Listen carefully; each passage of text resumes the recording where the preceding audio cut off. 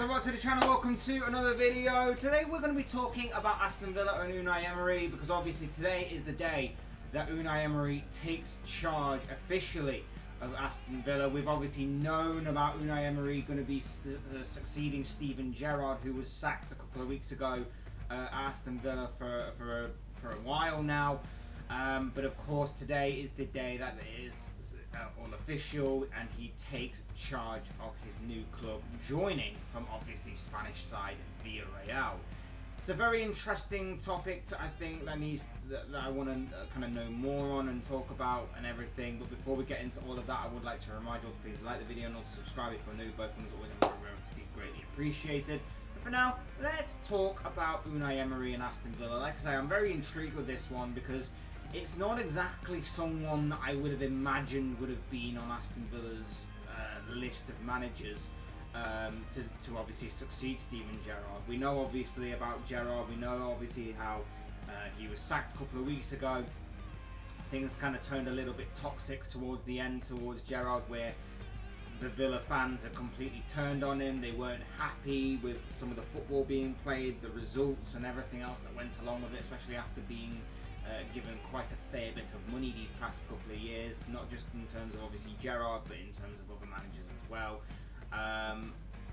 But like I say, Unai Emery was not a manager that I necessarily thought would take charge at Villa. A few reasons, one of them being obviously how he was doing really well at Villarreal. I know he was obviously doing really well, and sometimes when you do well at another club, obviously eyes turn to you. You get a lot more eyes on you and the product that you're doing and everything else that goes along with that.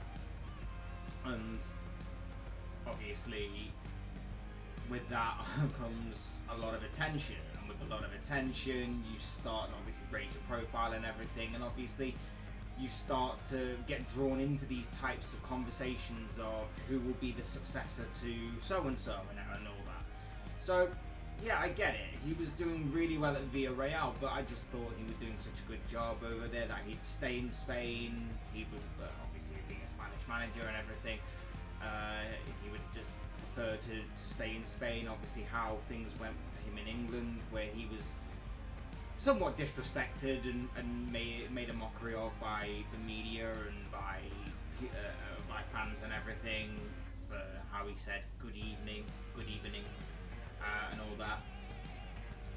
I'm a little bit surprised for him in that aspect.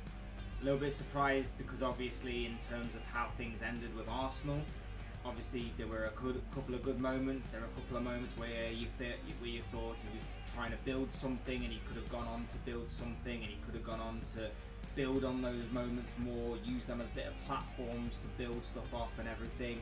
But it never really did materialise in the end, and eventually again things kind of turned a fair bit. So that was also a little bit strange to me. Maybe he just feels like he's got unfinished business in the Premier League, and maybe he feels like he can achieve it at another club, achieve it with obviously a club that's got, when you look at it, a lot of potential, and we'll go on to that a little bit later. But to me, Villa is a club that has a fair amount of potential to it, with a lot of backing and everything. But yeah, I can understand in certain aspects, but at the same time, just a little strange. Like I say, the way that things ended with Arsenal, the way that obviously for himself was made a mockery of by the media and by the fans and everything. And not only that, but sometimes people called into question his footballing style and his philosophy. It was slow, pragmatic. It may have not been right for obviously the Premier League, but of course he's gone back to Spain and he's done very well with Villarreal. He's got them to be a solidified mid or just outside the top 6 club, who obviously won their first European Cup, the Europa League, a couple of years ago, which was a fantastic achievement by Unai Emery and by Villarreal. And obviously Villarreal themselves managed to get into the semi-finals of the Champions League last season, in what was another exceptional cup run by their standards, in which of course they managed to knock out Bayern Munich. So there is something to this guy, and there is something to kind of cling on to if you're an Aston Villa fan. My only question is that it was my understanding that Villa fans weren't exactly too pleased with the style of play that Gerrard was implementing. Maybe it was a lack of balance, a lack of attacking intent. Obviously, you would get more balance with Emery at times, and maybe might shift more defensively because of his progressive, proactive style. But I'm just intrigued to know if Villa fans are entirely excited or happy with this. Like I say, he's done exceptionally well at Villarreal. He's managed to get them far in the Champions League. He managed to win them the Europa League. A cup run for a team like Villa might be very good. Like an FA Cup run or whatever it may be might actually be pretty decent if you're Aston Villa, and may actually, for at least this season, may actually help their season progress and everything. But is the style enough? Let's face it, like I say, this club's got a lot of potential to it. There are a lot of players here that some would say, and I've said it before, I think some are a case of square pegs and round holes kind of thing. I think some obviously have had their time there and should move on. I think some don't quite fit there. I don't really think both Watkins and Ings can be there at the same time.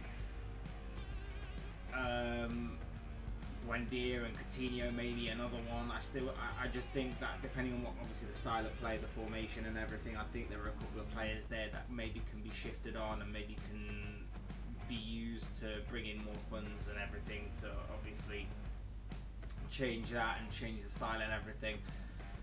But there's a lot of potential there. There's a good squad there that's building up. There are a couple of good prospects in the youth that I've heard and read about and everything. And they obviously do back their managers. The owners do back their managers. They've got a very good backing, very good funding that will go into whatever project that they're going to be trying to build now that obviously Emery's took over. So it's going to be intriguing to find all that out. I just don't know if they're going to enjoy the style of play. I don't know if obviously the kind of physicality and the high demand of the Premier League is going to be something that Emery can live up to. Obviously we saw him struggle at Arsenal. Now I know that obviously that was a very tough ask at Arsenal given the kind of demand of their supporters, given what's obviously gone before him with the history of the club, the history of Arsene Wenger and everything. But at the same time, you know, I'm not 100% sure that Villa may be the best choice for him, and especially when you consider a couple of the other choices or options that were available to Aston Villa, or seemingly available to Aston Villa, and some of the names that were being thrown around. When you consider that maybe Pochettino might have been a better fit, or someone like that. So it would be interesting to find out. I think obviously it's not a completely bad choice, given obviously what Emery's managed to achieve at Villarreal. He obviously has a bit more of an understanding of the league now with his time at Arsenal and everything, so that could also become of some use. Maybe he could use that experience to his advantage. But like I say, I'm not entirely convinced by this from the outside looking in, but I'd love to know more about what Aston Villa fans obviously think about this managerial appointment of Unai Emery, who officially starts today, of course, after knowing for a while that he would be taking charge of Aston Villa. It starts today, and his first game in charge will be on Sunday when Aston Villa take on Manchester United and inform Manchester United at that. So that one's going to be a massive challenge to instantly walk into, a little bit into the deep end, a tad. A very intriguing challenge, but he can win over a lot of fans by facing a United side that obviously Unai Emery will know a lot about, obviously from his time at Arsenal, and of course United were the runners-up in the Europa League that season, in which Unai Emery led Villarreal to their first European Cup, the Europa League, a couple of years ago. So very intriguing. I'm very interested to see how Emery and Aston Villa progress from here. I'm interested to see what happens on Sunday when obviously Villa meet Manchester United at Villa Park and everything. It's going to all be very intriguing to me, very interesting to watch from the outside looking in, and to see what kind of managerial reign Emery will have at his new club. Like I say, not entirely convinced by this, but I am waiting to be proven wrong. But of course, these are just the thoughts, comments, opinions, predictions, feelings, whatever you want to call it, of this guy. I want to know what you guys think. What do you make of the managerial appointment of Unai Emery at Aston Villa? Obviously, like I say, we've known it for a while, but of course he starts his job officially today. What do you make of the managerial appointment? Is it a good appointment for Aston Villa? Is it a bad appointment? Are you kind of on the fence a little bit to begin with?